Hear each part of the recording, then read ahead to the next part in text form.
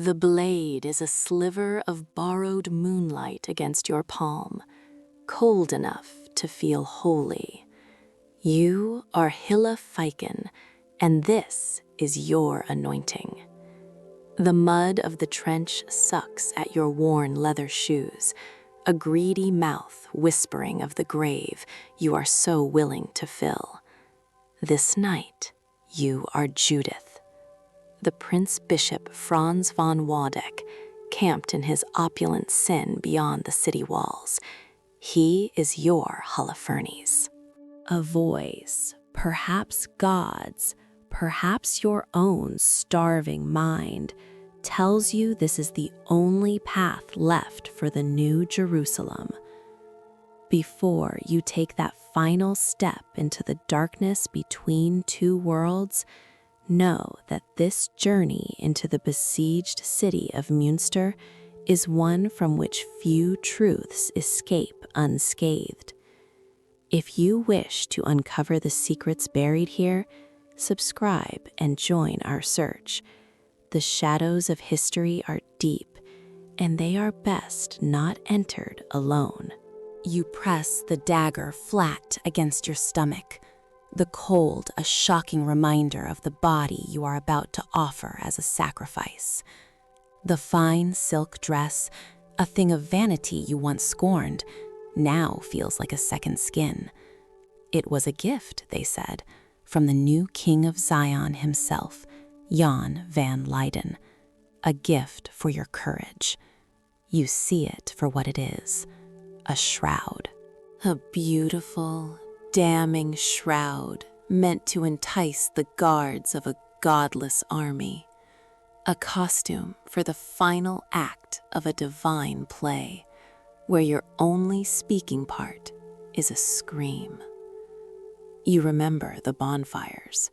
Months ago, it seems like a lifetime. Every book, save the Bible, was thrown onto the pyre in the cathedral square.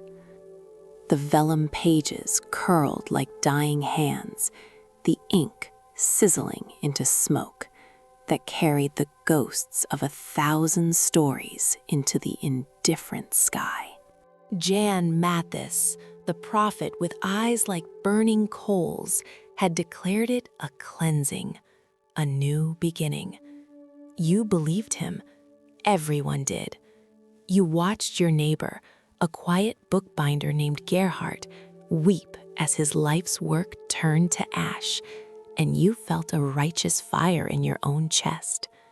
It was the price of paradise.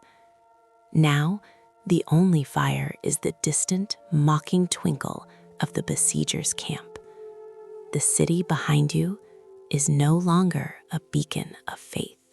It is a stone tomb echoing with the gnawing pains of hunger and the increasingly frantic pronouncements of a tailor who now calls himself a king.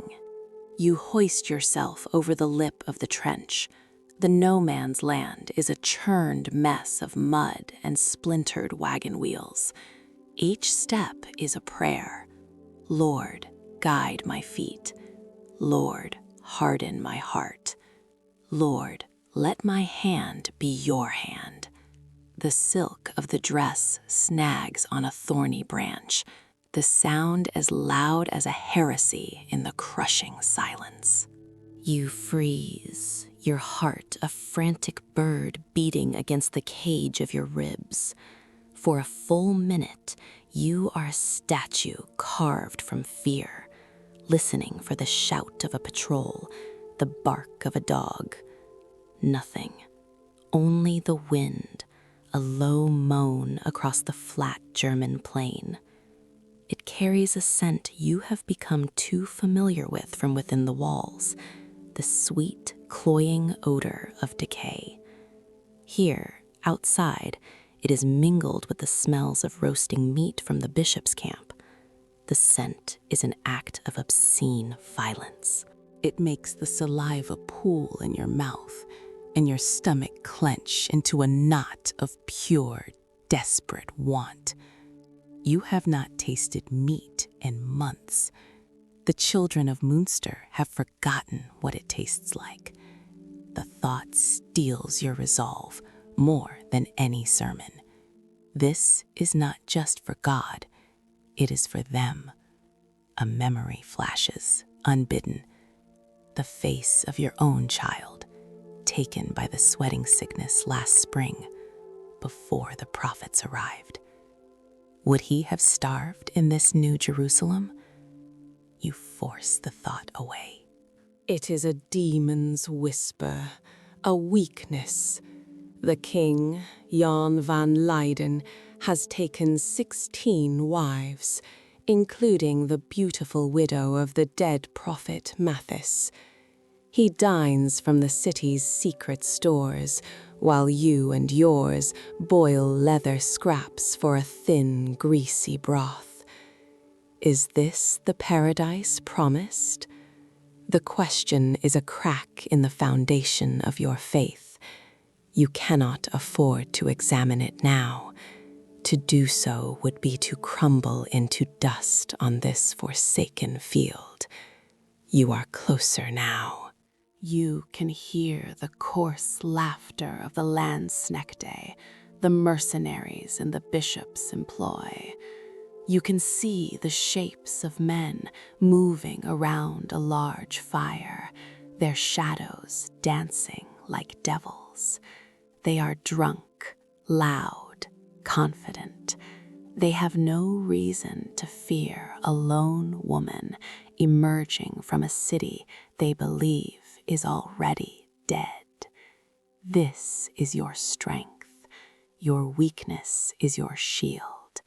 You adjust the fine dress, pull the shawl over your head, and practice the look you will give them, a look of desperation. A refugee, a woman fleeing the madness of the Anabaptists, seeking the mercy of the Prince-Bishop. It is not entirely a lie. You stumble forward, a deliberate theatrical collapse onto the muddy ground at the edge of the firelight. A head snaps up, then another. A hush falls over the small group, replaced by a low murmur of curiosity. You stay on your knees, your head bowed, letting the fine silk of the dress pool around you in the muck. You are a jewel dropped in the mire, an object of pity and desire. Let them see what they want to see. A heavy boot stops inches from your face. Well, what have we here? The voice is rough, thick with a Westphalian accent. A little bird fallen from her cage. You look up slowly, widening your eyes, letting tears well. You have practiced this in the shard of a mirror you kept hidden from the purges. You are no longer Hille Feicken, servant of God. You are a performer, and this is your stage. You open your mouth to speak the lines you have rehearsed, the lie that will carry you to the bishop's tent, to the heart of the serpent. But what comes out is not a plea. It is a dry, rasping cough. The hunger is real. The desperation is real. The lie is wrapped around a core of terrible, undeniable truth. And you wonder, as the soldier hauls you to your feet, his grip bruising your arm, if God can even tell the difference anymore. The soldier's fingers are a cage of grimy knuckles and calloused strength, digging into the soft flesh of your upper arm. He smells of sour wine, sweat, and the wet wool of his uniform.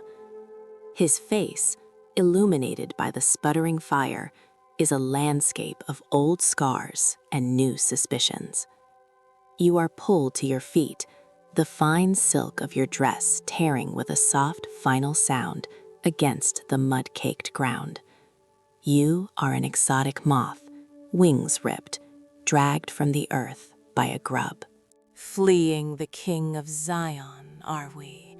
Another man sneers, poking the dying embers with the tip of his pike. Heard he prefers his wife's plump.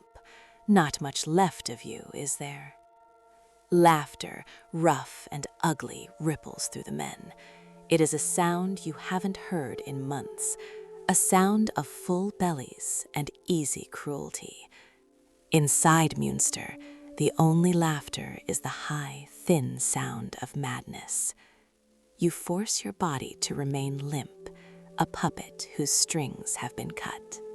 Mercy, I beg you. The city is a hell. The prophets, they are devils. I must see the Prince-Bishop. I have information. The grip on your arm tightens, pulling you closer to the fire. You can feel the heat on your face, a blistering kiss. The soldier holding you, whose name you will never know, whose face will haunt your last moments, studies you. His eyes are not filled with lust or pity, but with a flat, calculating boredom. He has seen 100 desperate women. Information, he grunts, the word a stone in his mouth. Everyone from that cursed city has information, usually a lie to buy a loaf of bread before we hang them. He shoves you towards a third man, one who has been silent until now, polishing a dagger on his leather breeches. This one is older, his beard streaked with gray, his eyes holding a different light. Not malice, but a weary intelligence. He doesn't look at your face, but at your hands, your clean, soft hands. Not the hands of a woman who has been boiling shoe leather and digging for roots. This is a detail you did not consider, a flaw in the weave of your great deception. The older soldier stops his polishing. He looks up, and his gaze pins you like an insect to a board. You wear the dress of a courtier, he says, his voice a low rumble, but you have the posture of a servant. You claim to be starving, but your eyes are not hollow. They burn. He gestures with a dagger. The starving ones, their fire has gone out. What fire burns in you, little bird? The question hangs in the air, more dangerous than any sword. Your carefully constructed identity begins to dissolve like salt in water. The desperate refugee, the wronged woman, they are ghosts fading in the light of this man's perception. You are left with only the truth, a zealot, a killer, a woman on a holy errand. Your heart hammers against your ribs, a frantic drum signaling a retreat you cannot make. What use are lies now? He does not wait for an answer. He gives you a curt nod. Take her to Captain von Molenhecke. He will enjoy picking this one apart. You are not led towards the grand silken pavilion in the distance, the one you assumed belonged to the bishop. Instead, you are dragged through the sprawling, chaotic camp. It is a city of its own, a labyrinth of canvas and wood smoke. You pass rows of sleeping mercenaries, their snores a chorus of beasts. You see women mending clothes by lamplight, their faces hard and impassive.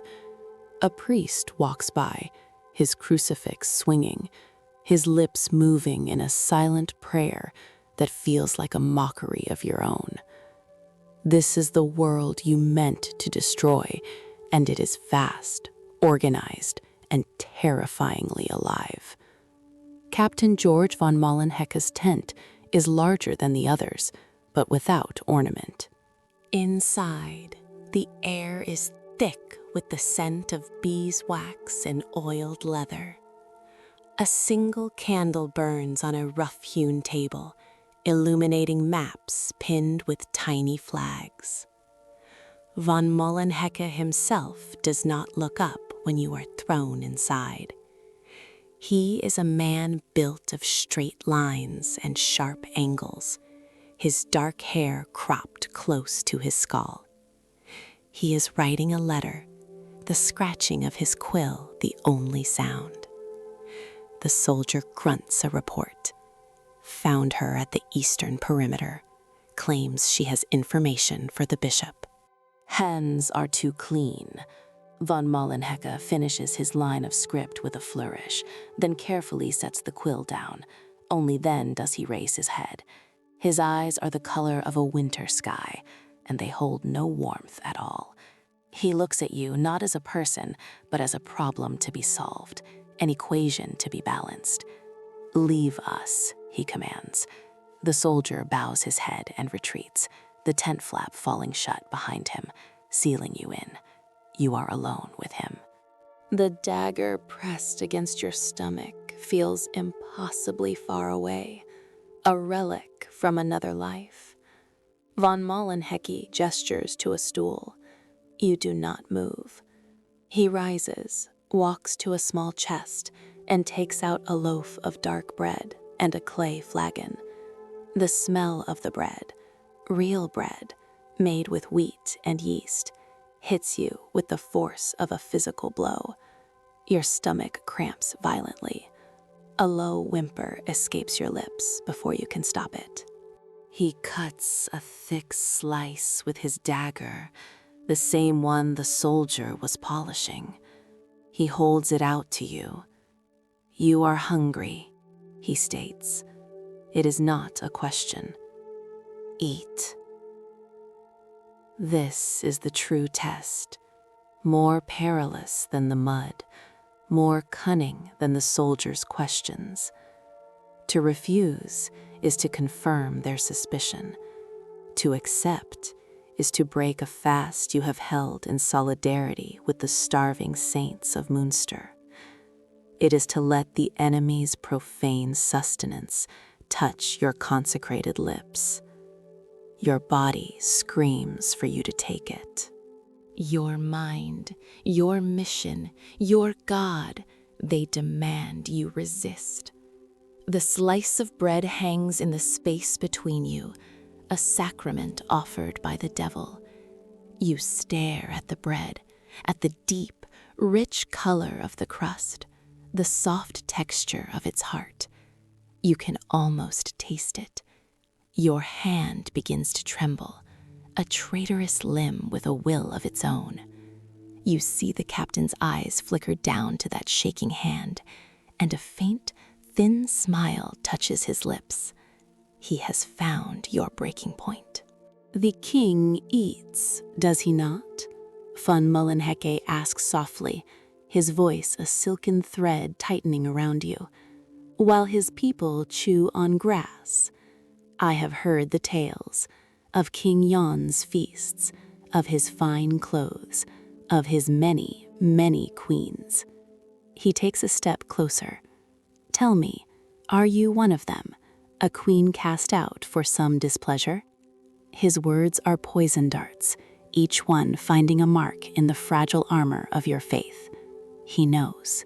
He knows about the hypocrisy, the doubt that has been festering in the city's heart, in your own heart.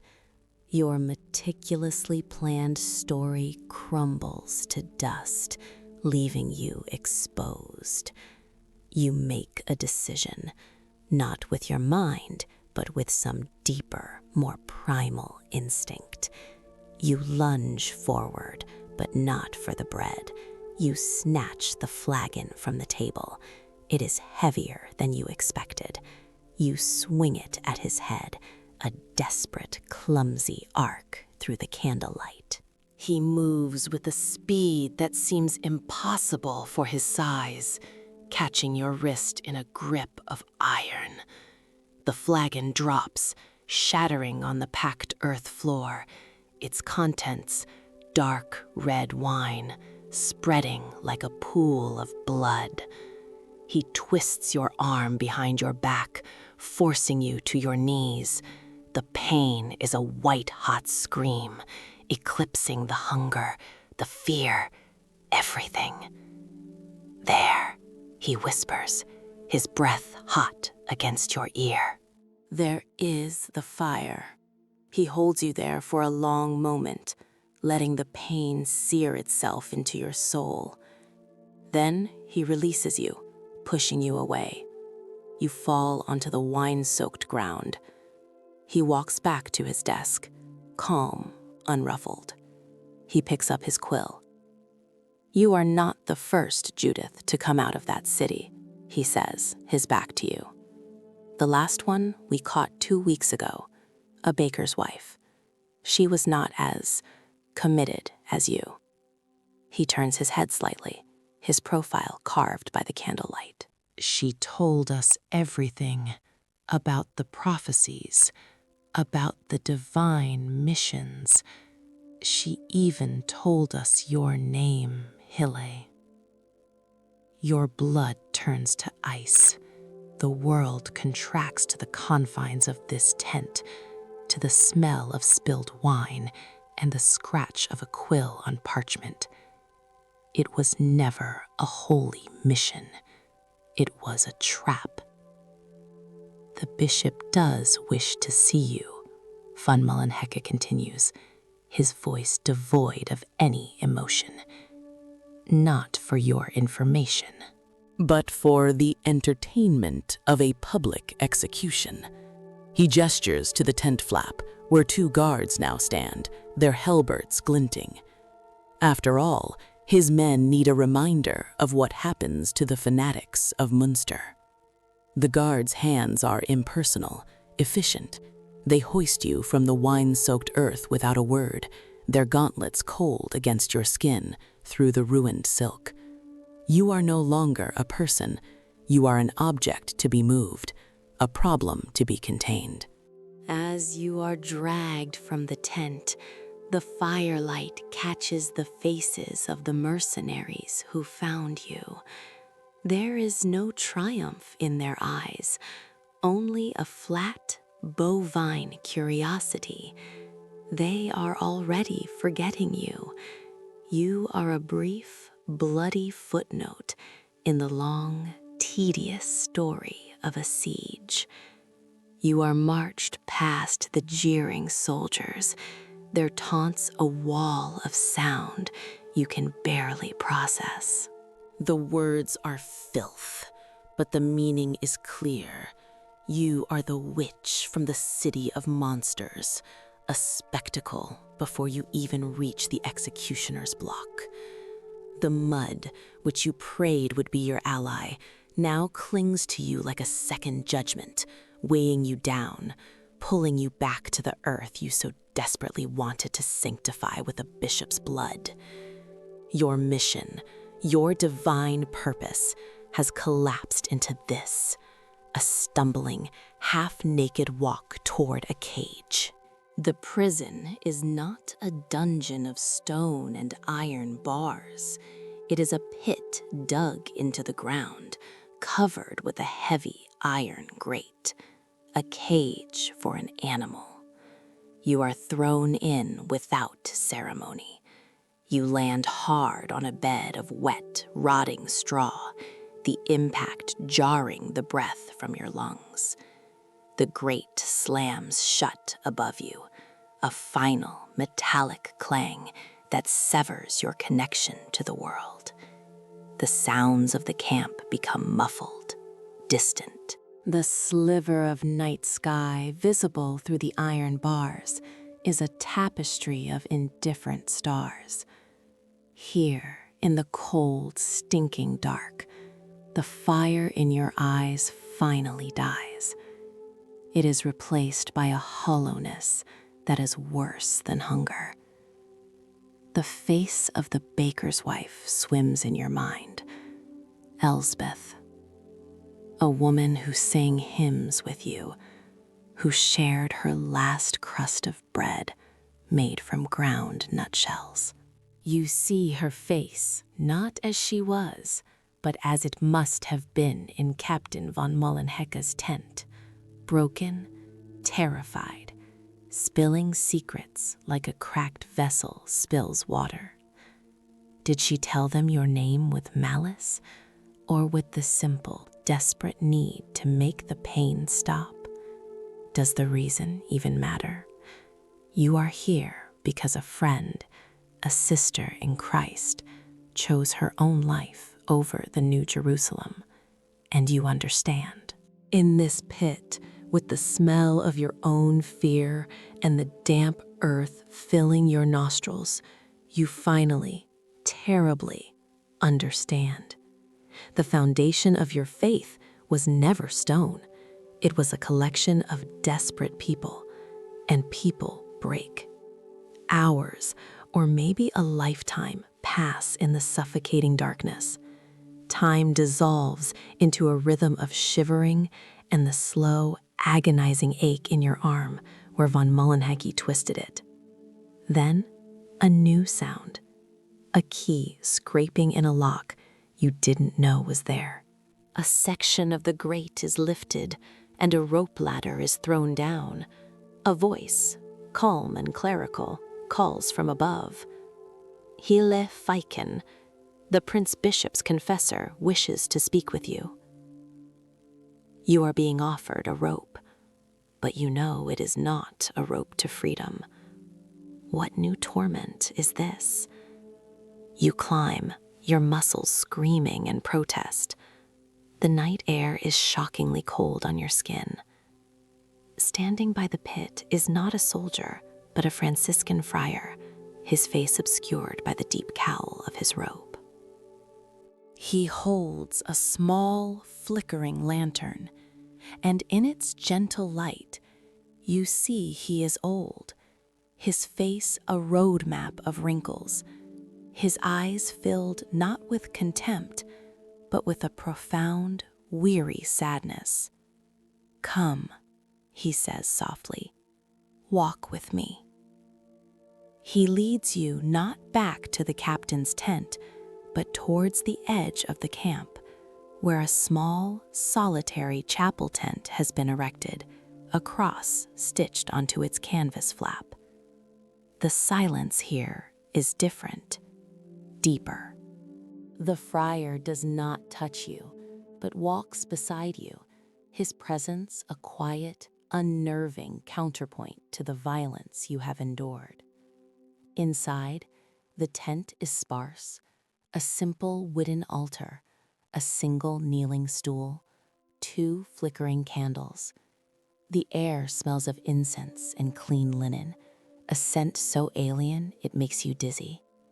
"My name is Brother Joseph," the friar says, his voice a balm. "I am not here to condemn you, my child. I am here to offer you a path away from the fire." He speaks of your soul. He speaks of God's infinite mercy, of confession, of absolution. He speaks of the Catholic faith you abandoned as a thing of whoremongering priests and golden idols. But his words carry no fire and brimstone. They are gentle, reasonable. He is offering you the old comfort, the familiar rituals, the God you knew before the prophets came with their visions of holy war and communal wives. "The king in Münster," Brother Joseph says, his voice dropping to a near whisper. "He has told you that you are saints, that God speaks directly to you. But look where this new path has led, to a city of skeletons ruled by a mad tailor, to a pit in the earth, to an executioner's sword." He steps closer, and you can see the genuine pity in his eyes. God does not ask for this. This is the work of man, of pride. You want to spit at him. You want to scream the prophecies of Jan Mathis, to defend the new Zion. But the words die in your throat. They are ash. What is there to defend? A king who wears silks while you starve? A God who sends a woman to her death in a failed assassination, armed with a lie from a broken friend? Brother Joseph sees the conflict in your eyes. He sees the crack in your soul. He reaches into the sleeve of his robe and produces something small. He holds it out on his open palm. It is a small wooden bird, crudely carved, its wings outstretched. The baker's wife, Elsbeth, he says, his voice impossibly gentle. She told us about your son, the one you lost to the sickness. She said he loved to watch the sparrows in the cathedral square. The air leaves your body in a single ragged gasp. The wooden bird is a key, unlocking a door to a chamber of grief you had sealed shut with righteous fury. The memory of your son's small hand in yours, of his laughter as the birds took flight, it floods you with a pain so pure, so absolute, that your knees buckle. You fall to the floor of the tent, the rough canvas scraping your skin. The sobs come from a place so deep inside you, you no longer recognize the sound as your own. It is the howl of a creature that has lost everything, twice. The friar kneels beside you. He does not touch you. He simply waits. After a long time, when the storm of your grief has passed, leaving you beached and empty, he speaks again. There is a way to find peace, Hille, he whispers. Not just for your soul in the next life, but for your body in this one. The Prince-Bishop is a merciful man to those who see the error of their ways. He leans in, his whisper turning conspiratorial, a serpent in your private Eden of sorrow. A public confession. You tell the world of Jan van Leyden's sins. You renounce the Anabaptist heresy.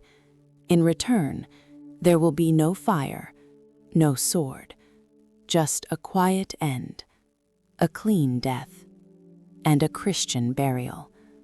A chance to be laid to rest in consecrated ground, where your son might one day find you. He is offering you a choice, not between life and death, but between two kinds of dying. You can die as a silent martyr for a faith that has become a lie, your body thrown into a ditch for the crows to pick apart. Or you can die as a traitor, your last act on earth a betrayal of the people you starved with, your reward a few feet of holy soil. He is using your dead child as a bargaining chip for your soul.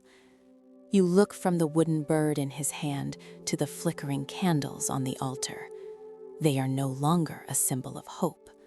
They are two watching eyes, waiting for your answer.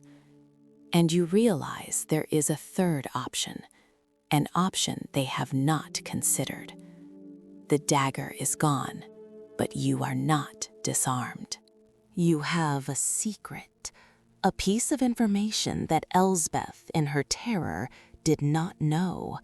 A detail so vital it could change the course of the entire siege. But to use it would be to trade the lives of thousands for a revenge so personal, so exquisitely painful, it would surely damn you forever. What is one more sin to a woman already condemned? You lift your head from the canvas floor. The tears have left cold tracks on your dirt-stained cheeks. Your body feels like a hollowed-out gourd, scoured clean by grief. You look at Brother Joseph, at the pity swimming in his ancient eyes, and you see him for what he is, a craftsman, a master carpenter of souls, sanding down the splinters of your faith until you are smooth and pliable in his hands. He offers you a coffin of consecrated earth, a final resting place purchased with the currency of your voice. But the fire he thinks he has quenched is merely banked. Down in the embers, a different heat is building. Not the white-hot flame of divine purpose, but the slow, black, oily burn of revenge. A revenge not just for a broken mission, but for a broken heart. For Elsbeth's whispered betrayal, for John Van Leyden's silken robes, for a tiny sparrow-loving boy who died in a city of saints while its king grew fat. You pick up the small wooden bird. Its rough edges dig into your palm. You hold it not as a memento of your son, but as a whetstone.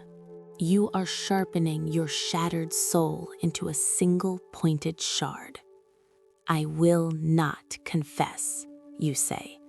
Your voice is a rasp, alien and new. It doesn't tremble. Confession is for the contrite. I feel no contrition. Brother Joseph's sad smile falters. This is not in his catechism. He has offered mercy, and you have thrown it back in his face. Child, he begins, his tone shifting from gentle shepherd to chiding teacher. Pride is the devil's own sin. Do not. Bring me the captain, you interrupt, the words cutting through the sanctified air. Bring me Captain von Molenhecke. I do not have a confession for a priest. I have a bargain for a soldier. The friar stares at you, his illusion of control evaporating. The weeping, broken woman is gone. In her place sits something he does not recognize, something forged in the pit and tempered by grief. He sees the third option in your eyes, before you have even given it a name. He makes the sign of the cross, a ward against the creature you have become, and leaves the tent without another word. You wait in the silence, clutching the wooden bird. You are no longer Hille Feicken, the prophet's chosen Judith. You are not the grieving mother or the starving refugee. You are a map of the city of Münster, and you have just remembered a path hidden in the creases and folds of your memory that leads directly to its heart. A path Elsbeth, the baker's wife, would never have known. She knew the city's ovens and alleyways. You, whose husband was a stonemason, knew its foundations. Von Molenhecke enters the tent alone. He does not bring guards. His face is an unreadable mask of stone in the candlelight.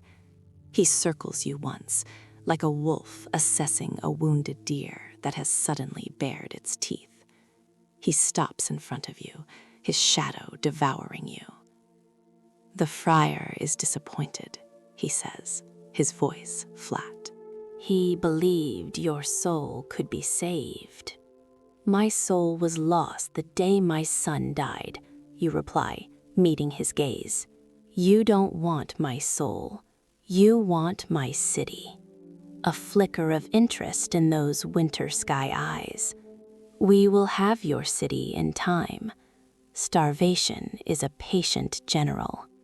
Time is something your Prince-Bishop is running out of, you counter, the words coming easily now, flowing from this new, cold place inside you.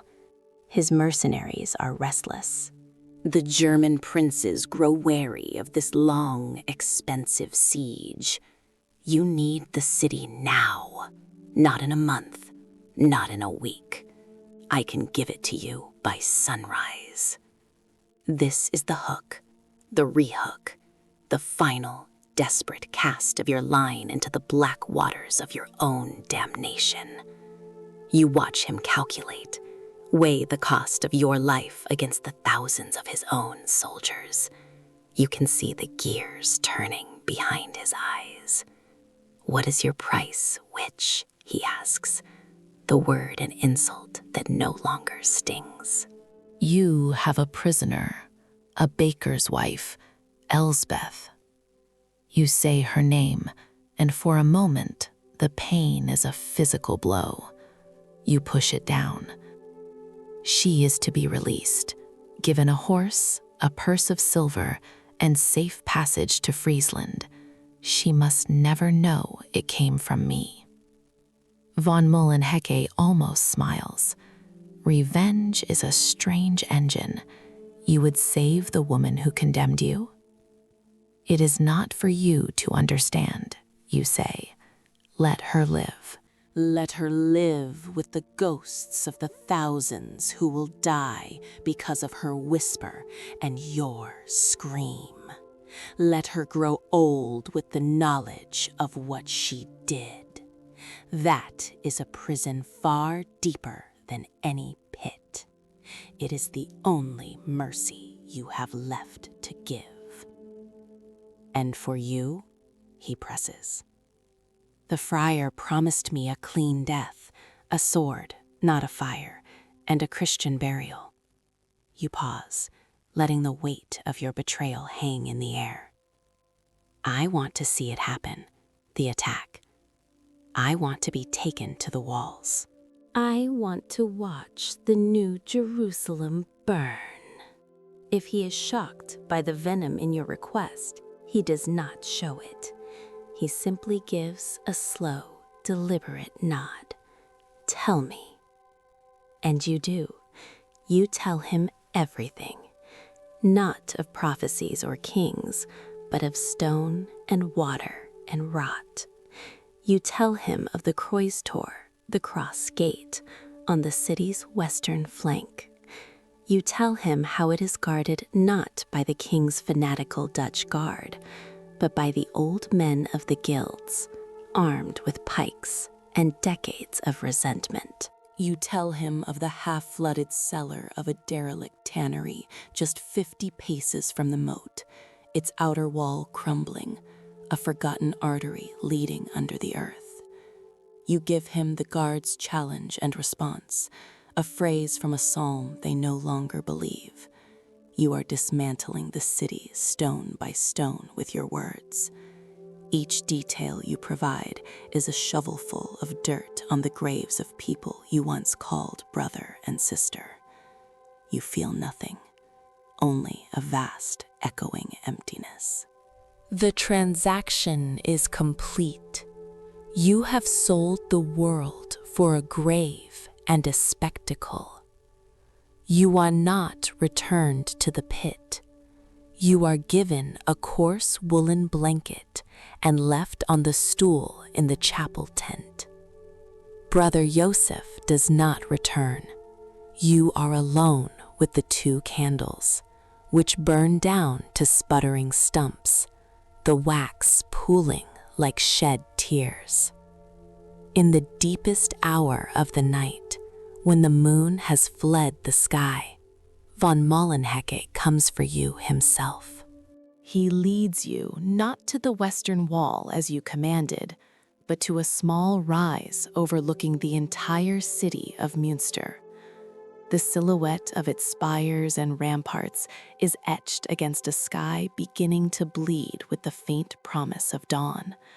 It looks peaceful from here, a sleeping beast. A commander needs a broader view, is all he says. You stand beside him, wrapped in the blanket, the cold seeping into your bones. For a long time, there is only the sound of the wind. Then, a single, sharp whistle cuts through the air from the direction of the Kreuztor. It is followed by another. Then, the screaming begins. It is not a sound you could have imagined. It is not the cry of battle, but the sound of a slaughterhouse. It is the shriek of surprise, the guttural roar of men dying in their sleep, the high-pitched terror of women and children realizing the wolves are inside the fold. Fires begin to bloom across the city, orange flowers of destruction. The sounds multiply, weaving into a symphony of damnation, conducted by your betrayal. You watch, your face numb, your eyes dry. You had thought watching the city burn would bring you satisfaction, a sense of justice. But there is nothing. The fire in your soul has consumed everything, and now it is consuming itself. There is no triumph, only the hollow ache of a profound and irreversible ending. You have murdered your own past. Von Molenhecke turns to you. The firelight dances in his eyes, but they are as cold as ever. A clean death, he says. That was the bargain. 2 soldiers step from the darkness behind you. They do not bind your hands. They simply stand on either side of you. Brother Joseph appears, his face a mask of sorrow. He is holding a crucifix, but he does not offer it to you. He cannot meet your eyes. And the burial? You ask, your voice a whisper against the rising din of the massacre. Captain von Molenhecker looks at the burning city, then back at you. That thin, humorless smile finally touches his lips. The Prince-Bishop feels it is more instructive for the bodies of traitors to be displayed on the walls, a warning to others. The lie is so simple, so expected. You do not even have the energy for rage. Of course, this is the world of men, not the kingdom of God. A world of bargains made and bargains broken. The friar's mercy was a tool. Your revenge was a key. You were all just instruments in a song of power and death. You turn your back on the burning city and face the executioner who has stepped out of the shadows. He is a large man, his face hidden by a black hood. In his hands, he holds not a sword, but a heavy, broad-bladed axe. Another small betrayal in a night full of them. You do not beg, you do not pray, you do not look for the sad, averted eyes of the friar. You kneel in the damp grass, as you are told. You think of the small wooden bird, which von Molenhecke let you keep. It is still clutched in your hand, its sharp edges a final, small reality. You think of your son, not as a tool for your grief, but as he was, a boy laughing at sparrows in a sunlit square, in a city that no longer exists, in a world you have just helped to unmake. The screaming from the city is the last sound you hear. Then, the silence you craved comes for you at last.